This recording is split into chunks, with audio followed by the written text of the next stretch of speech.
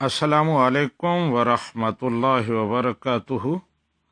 فیصل شہزاد صاحب کی معرفت مزمل صاحب کا سوال پوچھئے میں پیش ہوا ہے کہ ایک مرد نے ایک عورت کے ساتھ بدکاری کی۔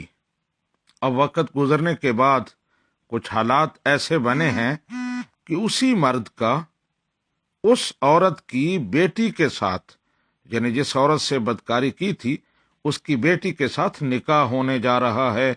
تو مزمل صاحب پوچھتے ہیں کیا یہ نکاح جائز ہے یا ناجائز؟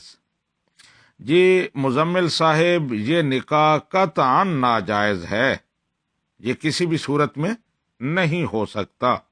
شریعت کا مسئلہ یہ ہے کہ جب کوئی آدمی کسی عورت سے نکاح کر لیتا ہے یا بغیر نکاح کے اس کے ساتھ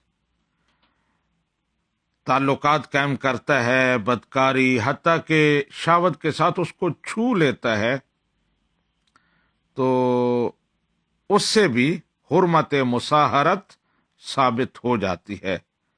حرمت مصاہرت یہ ہے کہ نکاح کے ذریعے جو رشتے حرام ہو جاتے ہیں۔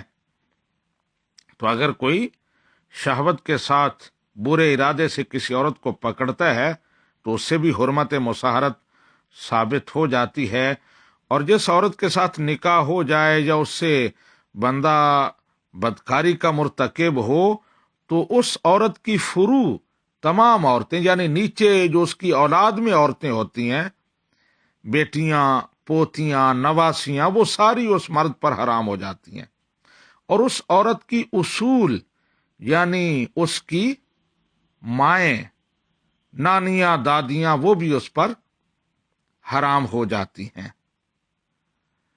تو جس عورت کے ساتھ اس بندے نے بدکاری کی ہے اس کی بیٹی سے اس کا نکاح قطعاً نہیں ہو سکتا۔ ھذا ما عندی واللہ ورسولہ اعلم۔